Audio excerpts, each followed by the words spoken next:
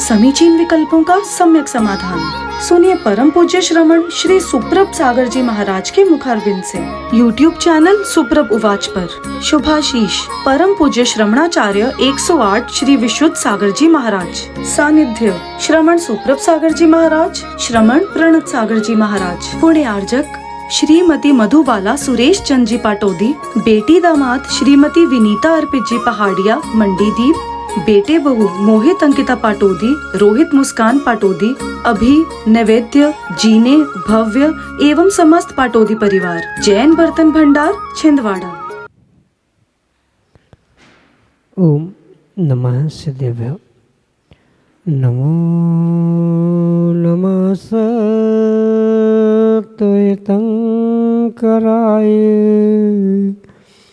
वीराय भव्याम्बुजभास्कराय अनंतलोकाय सुरार्चिताय देवादिदेवाय नमो जिनाय देवादिदेवाय नमो जिनाय।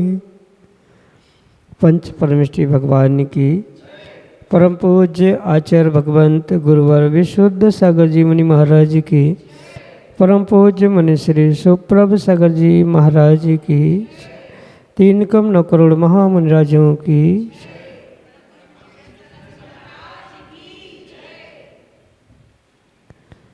समीचीन विकल्पों का सम्यक समाधान।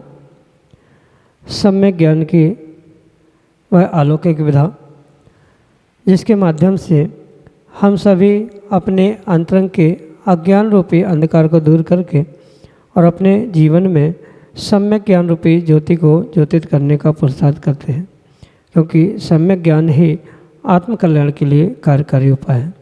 और ऐसे आत्मकल्याण की अनूठी विधा हमें परम पूज्य आचार्य भगवंत गुरुवर विशुद्ध सागर जी महाराज के मंगल सभा शिष्य, उन्हीं के सुयोग शिष्य परम पूज्य मुनि श्री सुप्रभ सागर जी महाराज द्वारा प्रतिदिन प्राप्त होते हैं। तो ऐसे आत्मकल्याण की अनूठी विधा से आप भी जुड़ने का प्रयास करें और अपना समीचीन विकल्प भेजते हुए परम पूज्य मुनिश्री से उसका सम्यक समाधान प्राप्त करने का पुरुषार्थ करें।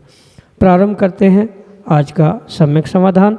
और आज के पहले विकल्प के लिए श्रीमती कल्पना सराफ, मेहरौनी, ललितपुर, उत्तर प्रदेश से महाराज श्री के चरणों में बारंबार नमोस्तु निवेदित करते हुए अपना समीचीन प्रश्न रख रहे हैं कि महाराज जी, सम्यक दर्शन क्या है और इसके कितने भेद होते हैं, एवं यदि कोई सम्यक दृष्टि जीव किसी दूसरे जीव के बारे में दोष देखता है तो क्या उसका सम्यक तो सुरक्षित रहेगा। हमारे समीचीन विकल्प का सम्यक समाधान करने की अनुकंपा करें। नमोस्तु महाराज जी, नमोस्तु। ओम नमः सिद्धम। परम पूज्य आचार्य भगवान गुरुवर विशुद्ध सागर जी महाराज की, परम पूज्य मुनि श्री सुप्रभ सागर जी महाराज की जय। 25 दोषों से रहित होकर जो 5 अस्थिकाय, 6 द्रव्य, 7 तत्व, 9 पदार्थ सच्चे देवशास्त्र गुरु पर श्रद्धान करता है, उस जीव को सामान्य रूप से सम्यक दृष्टि कहा जाता है। जिसका श्रद्धान समीचीन है, उस समीचीन श्रद्धान समीचीन दर्शन के निमित्त से उसे सम्यक दृष्टि कहा जाता है। यूँ देखा जाए तो अनेक अनुयोगों की अपेक्षा से उनकी अनेक परिभाषाएं बनाई जा सकती है, पर सामान्य रूप से देवशास्त्र गुरु, सच्चे देवशास्त्र गुरु और तत्वों के प्रति जो 25 दोषों से रहित होकर श्रद्धान और विश्वास करता है, वही सम्यक दृष्टि होता है।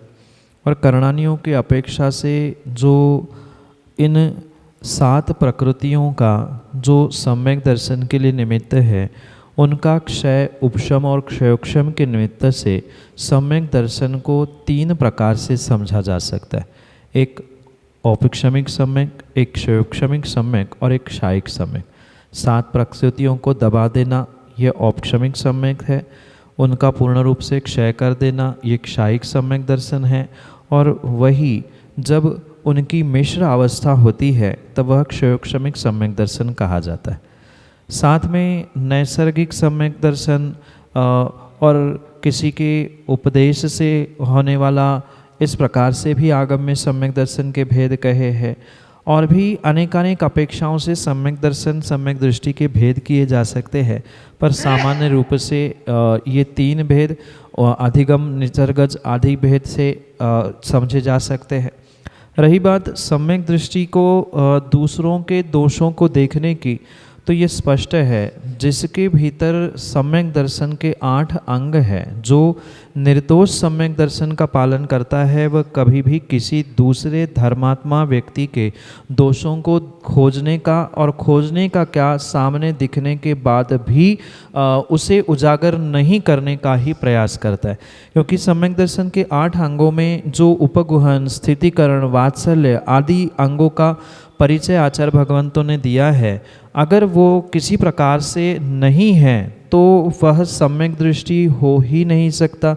और वर्तमान परिप्रेक्ष्य में तो मैं तो स्पष्ट कहना चाहता हूँ, जो धर्मात्मा दूसरे धर्मात्मा के दोषों को खोज रहा है, उजागर कर रहा है, दुनिया भर में पहुँचाने का प्रयास कर रहा है, आगम के परिप्रेक्ष्य में वह सच्चा सम्यक दृष्टि हो ही नहीं सकता। उसके जैसा तो दूसरा ढोंगी धर्मात्मा है ही नहीं है, क्योंकि उसे ये ही बोध नहीं है कि मैं अपने जिन धर्म की ही हंसी दूसरे धर्मात्मा के दोषों को उजागर करके कर रहा हूँ। सामने वाले की लाख गलती भी क्यों ना हो, पर वह अपने गुरु से दोषों का प्रायश्चित करते हुए, माना कि किसी की गलती भी है तो उसका प्रायश्चित करके वो तो अपना कल्याण कर लेगा। पर कुंद भगवान स्पष्ट कहते हैं कि दंसन भट्टा नत्थि सिज्जंती चरिये सिज्जंती चरिये भट्टा दंसन भट्टा नत्थि सिज्जंती। अर्थात जो चरित्र से भ्रष्ट हो रहा है, हो गया है, तो वो फिर भी सम्यक दर्शन उसका होने के कारण से, निर्दोष सम्यक दर्शन का पालन करने के कारण से कभी भविष्य में अपना कल्याण भी कर लेगा। पर जो स्वयं की श्रद्धा तोड़ कर बैठा है, दूसरों को गलतियों को खोज रहा है, दूसरों के चारित्रों पर उंगली उछाल रहा है, ये नियम से सम्यक से भ्रष्ट ही व्यक्ति का पुरुषार्थ है। और जो सम्यक से भ्रष्ट है वो पूरा ही जीवन में भ्रष्ट है, ऐसा कुंद भगवान का कहना है। इसलिए ये ध्यान रखें कि आप अपने आप को अगर सम्यक दृष्टि धर्मात्मा मानते हो तो दूसरे के दोषों को ढांकना, उनका स्थितिकरण करना, यही पुरुषार्थ करना योग्य है। क्योंकि दूर से शेर की मूँछों को गिनना बहुत आसान होता है, पास में जाकर अगर दम है तो क्या स्थिति है, क्या उनका उपगोहन स्थितिकरण करके हम वात्सल्य का परिचय नहीं दे सकते? किस बात के हम धर्मात्मा और किस बात के सम्यक दृष्टि, ये सोचने समझने जैसी बात है। ये सोचकर निर्णय करते हुए ही सम्यक दृष्टि को, अपने सम्यक की रक्षा करना ही सर्वश्रेष्ठ है। सामने वाला क्या कर रहा है, उसका क्या पुरुषार्थ है, उसने क्या किया नहीं, ये सोचने समझने से आपका चारित्र बढ़ने वाला नहीं है, अपितु आप अपने स्वयं के श्रद्धा को और सामने वाले के श्रद्धा को तोड़ते हुए वह 70 कोड़ी वर्ष तक दर्शन मोहनी का आश्रय करते हुए इस संसार में भटकने का ही निमित्त मिथ्या दृष्टि बनकर कर रहे हैं। यही आपके लिए सम्यक समाधान। श्रीमती सुनीता जैन, गड़ाकोटा, मध्य प्रदेश से अगले समीचीन विकल्प के चरणों में बारंबार नमोस्तु नमोस्तु नमोस्तु। हे गुरुदेव, पाप पुण्य की चकाचौंध से व दुनिया की चकाचौंध से कैसे बचे? माँ, जैसे धूप की चकाचौंध से बचने के लिए एक श्रावक काला चश्मा या गॉगल लगाता है, बिल्कुल ऐसे ही वर्तमान की दुनियादारी और भौतिकता की चकाचौंध से बचने के लिए हमें धर्म का चश्मा लगाने की आवश्यकता है। अगर धर्म का चश्मा लगाते हुए सही मायने में धर्म क्या है, धर्मात्मा कौन है, सम्यक दर्शन क्या है आदि समझने का प्रयास किया जाएगा, तो कितनी ही भौतिकता की दुनियादारी की चकाचौंध क्यों ना हो, पर अपनी आंखें, अपनी श्रद्धा कभी भी डगमगा नहीं सकती। समस्या वर्तमान में यही है कि उन भौतिकता या अनेकानेक प्रकार की चकाचौंध को लेकर व्यक्ति अपना अस्तित्व खो बैठता है, जिसे धर्म के परिप्रेक्ष्य में ये बोध है कि मैं कौन हूँ, मैं ये जीवन प्राप्त कर रहा हूँ, मनुष्य बना हूँ तो किस लिए बना हूँ, ये अगर धर्म के माध्यम से उसने समझा है, जाना है, तो कभी भी वह चकाचौंध में भूल भुलैया में भटक कर उलझ कर नहीं रहता। इसलिए जो धर्म हमारे लिए श्रेष्ठ सुख का साधन बता रहा है, उन श्रेष्ठ सुख के साधन को प्राप्त करने के लिए कहीं न कहीं धर्म मार्ग ही एक श्रेष्ठ मार्ग है। जिनवाणी का स्वाध्याय करना, गुरुजनों के अधिक से अधिक सन्निधि सानिध्य को प्राप्त करते हुए उनसे समय समय पर मार्गदर्शन प्राप्त करना, ये बहुत बड़ा साधन इस चकाचौंध से बचने के लिए हो सकता है। क्योंकि वर्तमान में जिनवाणी तो कुछ कहती नहीं है, ना तीर्थंकर अरिहंत वर्तमान में बोलने वाले हैं। एक निर्ग्रंथ गुरु ही है जो सच्चा मार्ग इस आपाधापी की ज़िंदगी से, चकाचौंध की ज़िंदगी से निकालने वाले, बताने वाले हो सकते हैं। इसलिए समय समय पर उनका मार्गदर्शन प्राप्त करना ये बहुत बड़ा साधन हो सकता है। वे उपलब्ध नहीं हैं तो जिनवाणी का स्वाध्याय करना, पूजन पाठ करना, धर्म ध्यान करना, जो विडंबना विपरीतताएं समाज में चकाचौंध के कारण, भौतिकता के कारण दिख रही है, वह पंचम काल के प्रभाव से हो रही है। मैं उसे व्यक्तिगत रूप से बचाने का कैसा पुरुषार्थ कर सकता हूँ, ये इन्हीं साधनों से प्राप्त किया जा सकता है। और इनको प्राप्त करते हुए धर्म के इस चश्मे से हम वर्तमान की चकाचौंध से बचते हुए अपना कल्याण कर सकते हैं। यही आपके लिए सम्यक समय। सुशील जैन, ब्रजेश्वरी, इंदौर, मध्य प्रदेश से अगले समीचीन विकल्प करें। दोस्तों, भगवान कसाय, मिथ्यात, पाप और विषयाशक्ति, इस चारों को हृदय से मिटाना चाहता हूँ। घर में रह करके मैं कितनी मिटा सकता हूँ, चाहता तो 100%, लेकिन कैसे मिटे, और भेद ज्ञान और अभेद ज्ञान, इस दो के बारे में बताने की कृपा करें। नमस्ते। कसाय, विषय, वासना, पाप आदि, ये जितने भी प्रत्यय हमें संसार में बांधने वाले, रुलाने वाले हैं, उनसे बचने का पुरुषार्थ व्यक्ति श्रावक और गृहस्थ अवस्था में भी बिल्कुल कर सकता है। ये सत्य है कि 100%, 100% श्रावक उसे कर नहीं पाए, क्योंकि गृहस्थ अवस्था है, गुणस्थान है, कषाय की सत्ता भी है, कर्मोदय भी है। पर इसका मतलब ये नहीं है कि कुछ भी नहीं किया जा सकता या पुरुषार्थ ही ना करे। जैसे इन सबके पीछे मुख्य कारण आचार्य भगवंतों ने मोहनीय कर्म कहा है, जिसे मोह या ममत्व कहा जा सकता है। तो जितना पुरुषार्थ व्यक्ति अपने मोह को कम करने का करता रहेगा, व्यक्तियों के प्रति जो ममत्व है, घर परिवार के सदस्य हो, घर परिवार में जो वस्तुएं प्राप्त है वो हो, उनके प्रति जितना अधिक ममत्व होगा, उतना ही कषाय, राग, द्वेष, पाप आदि की परिणति बढ़ती जाएगी। और स्वाभाविक रूप से अगर उन मोह के परिणामों को, ममत्व के परिणामों को कम करने का प्रयास किया जाएगा, उतना ही इनसे दूर होने का भी बिल्कुल फल आपको प्राप्त होने की संभावना है। इसलिए जो किसी व्यक्ति विशेष के प्रति या वस्तु विशेष के प्रति जो एक ममत्व के भाव है, मोह टपक रहा है कि ये मेरा है, उनके प्रति जो कर्तृत्व भाव आता है कि मैंने जन्म दिया या मैंने व्यवस्थित किया, मैं अमुक कर रहा हूँ, उन मोह से उत्पन्न होने वाले कर्तृत्व भाव को, राग द्वेष को, कषायों को उपशमन हम मोह को दूर करते हुए, ममत्व को दूर करते हुए ही कर सकते हैं, जिसके माध्यम से ये श्रेष्ठतम कार्य एक श्रावक भी कर सकता है। पुनः ध्यान रखना, जैसे निर्ग्रंथ मुनिराजों का भेद विज्ञान होता है, ऐसे 100% भेद विज्ञान श्रावक नहीं कर पाए, पर उसका अभ्यास तो अवश्य ही कर सकता है। जब विपरीत परिस्थिति सामने आ जाए, उस समय तो कम से कम निर्णय कर सकता है कि ये अमुक व्यक्ति मेरा नहीं है, अमुक वस्तु मेरी नहीं है। 24 घंटे ममत्व दूर नहीं हो पा रहा है, कोई बात नहीं, पर जिस समय प्रतिकूल परिस्थिति सामने दिख रही है, अपना ही जब धोखा देते हुए दिख रहा है, तो उस समय पर ये चिंतन करना होगा कि मेरा कोई है नहीं है। एकत्व भावना का विचार करना, अन्यत्व भावनाओं का चिंतन करना कि जहाँ देह अपनी नहीं तहाँ ना अपना कोई, ये मात्र शब्दों में नहीं, जब विपरीत स्थिति आती है तब उन्हें पुनः पुनः चिंतन में लाने से कुछ हद तक कसाय पाप आदि से व्यक्ति की परिणति दूर होने की संभावना है और ये धीरे धीरे अभ्यास करने से ही संभव है। इसके लिए कुछ अंशों में आपको स्वाध्याय में भी वृद्धि करने की आवश्यकता है। पुराण ग्रंथों में जो महापुरुष सतियों ने पुरुषार्थ किया, उन पे आए हुए आपत्ति के दिनों में उन्होंने कैसे अपने आप को, अपने मन को स्थिर किया, कैसे क्रम से उन्होंने पापों को, कषायों को छोड़ते हुए आत्मकल्याण किया, ये पढ़ने से भी कुछ अंशों में, भावों में, मन में एक स्थिरता प्राप्त हो सकती है। मोह ममत्व कम हो सकता है, जिसके माध्यम से इन पापों से, इन सबसे आप दूर हो सकते हैं। यही आपके लिए सम्यक समाधान। उदयनगर इंदौर मध्य प्रदेश से डॉक्टर ऋचा जैन अगले समीचीन विकल्प। पंचम काल में सभी का जन्म मिथ्यात्व के साथ होता है, तो अगले भव में हम सम्यक्त्व के साथ जन्में, तो इसके लिए क्या उपाय करें? नमोस्तु महाराज जी। अगले जन्म में, अगले भाव में अगर आपको सम्यक के साथ जन्म लेना है, सम्यक दृष्टि बनकर जन्मना है, तो नियम से आपको देव बनना होगा, क्योंकि ये करणानियों का सिद्धांत है। मनुष्य गति से पुनः मनुष्य बनने वाला आवश्यक नहीं है कि वह सम्यक के साथ जन्म ले। और पंचम काल के प्रभाव से तो सम्यक छूटना ये स्वाभाविक रूप से देखने में मिलता ही है।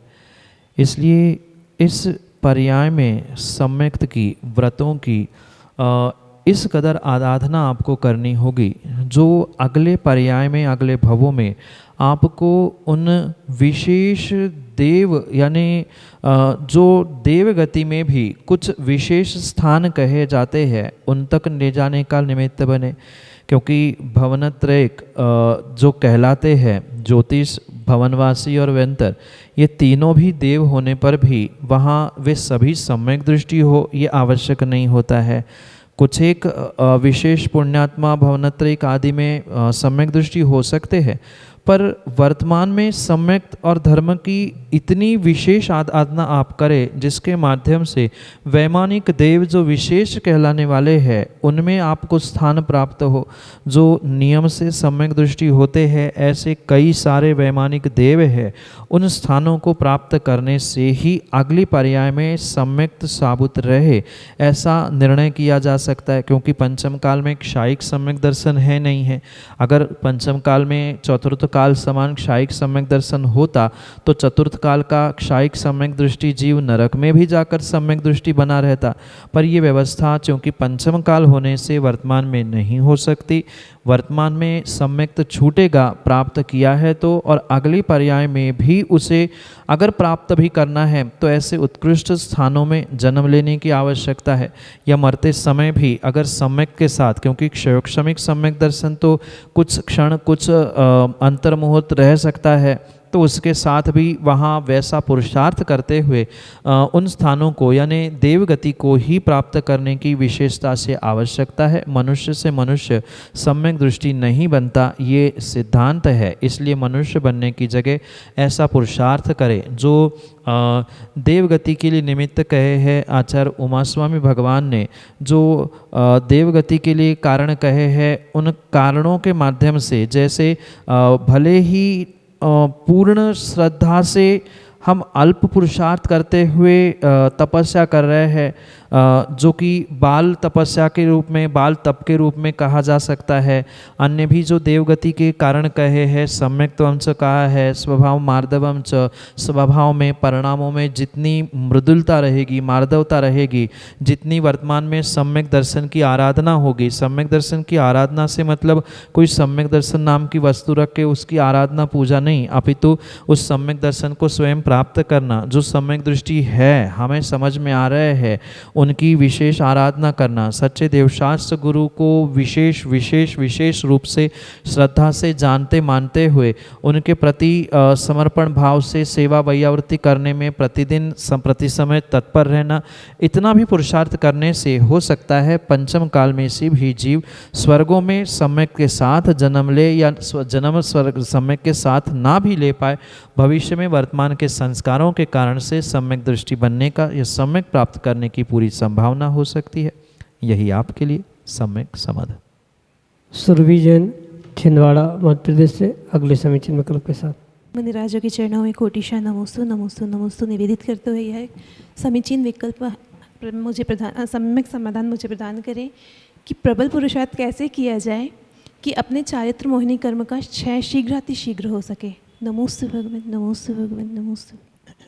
चारित्र मोहिनी का क्षय क्षयोक्षम या उपशम करने के लिए आचार्य भगवंतों ने एक ही विशेष मार्ग बताया है, जो कि चारित्रधारी है। उन चारित्रधारियों की सेवा वैयावृत्ति करना, क्योंकि ये जग प्रसिद्ध है कि जिसके पास जो होता है वो वही देता है। जो स्वयं चारित्रधारी है उनकी सेवा, उनकी वैयावृत्ति आदि करने से ही वह व्यक्ति के जीवन में चारित्र उत्पन्न होने की संभावना है और वही चारित्र मोहिनी के उपशम क्षय आदि के लिए निमित्त हो सकती है। कितनी ही तपस्या जीव क्यों ना कर ले, एकासन वर्षों तक कर ले, उपवास कर ले, पर अगर चारित्रधारियों के प्रति समर्पण नहीं है, उनकी सेवा वैयावृत्ति करने के भाव नहीं है, उनके लिए सहयोग करने की, उनकी व्यवस्था बनाने की भावना नहीं है, तो वह कोटि कोटि उपवास भी क्यों ना कर ले, पर चारित्र मोहिनी की उपशमना वहाँ पर नहीं हो सकती। इसलिए जितना बन सके उतना तन मन धन से उन साधुओं की, पिछी कमंडलधारियों की, चारित्रधारियों की सेवा करना ही एकमात्र चारित्र मोहिनी के उपशम क्षय क्षयोक्षम के लिए निमित्त बन सकता है। पर आवश्यकता जो सेवा वैयावृत्ति जीव कर रहा है वहाँ भावों की विशुद्धि भी हो, एक व्यवहारिकता या वजन के समान, अरे अब करना पड़ रहा है, अब तो संग में है, व्यवस्थाएं संभालनी पड़ती है, हमें तो सेवा करनी पड़ रही है, घर में तो माँ बाप की सेवा छोड़कर आए और यहाँ हमें साधु की, माता जी की, अमुक की सेवा करनी पड़ रही है। अगर इन सोच को लेकर, इनको दिमाग में रखते हुए कोई सेवा कर रहा है तो कभी फल उसे चारित्र मोहिनी की उपशमना में नहीं मिलेगा। नियम से उसे ये सोच बनानी होगी कि ये मेरा सौभाग्य है कि मुझे चारित्रधारियों की सेवा वैयावृत्ति करने का मौका मिल रहा है। पर सेवा वैयावृत्ति का मतलब मात्र हाथ पैर शरीर आदि दबाना इतना ही नहीं है। साधु या चारित्रधारियों के अनुकूल प्रत्येक प्रवृत्ति को करना, मौसम क्या है, प्रकृति क्या है, ये समझते हुए उनके प्रतिदिन की चर्या में सहयोगी बनना, यही बहुत बड़ी वैयावृत्ति है। और यही जब तन मन से और विशेष भावों की विशुद्धि के साथ की जाएगी, नियम से चारित्र मोहिनी के उपशम क्षय क्षयोक्षम के लिए निमित्त बन सकती है। यही आपके लिए सम्यक समाधान। समीचीन विकल्पों का सम्यक समाधान सुनिए परम पूज्य श्रमण श्री सुप्रभ सागर जी महाराज के मुखारविंद से। YouTube चैनल सुप्रभ उवाच पर शुभाशीष परम पूज्य श्रमणाचार्य 108 श्री विशुद्ध सागर जी महाराज। सानिध्य श्रमण सुप्रभ सागर जी महाराज, श्रमण प्रणत सागर जी महाराज। पुण्य आर्जक श्रीमती मधुबाला सुरेश चंद जी पाटोदी, बेटी दामाद श्रीमती विनीता अर्पित जी पहाड़िया मंडीदीप, बेटे बहू मोहित अंकिता पाटोदी, रोहित मुस्कान पाटोदी, अभी नैवेद्य जीने भव्य एवं समस्त पाटोदी परिवार, जैन बर्तन भंडार छिंदवाड़ा।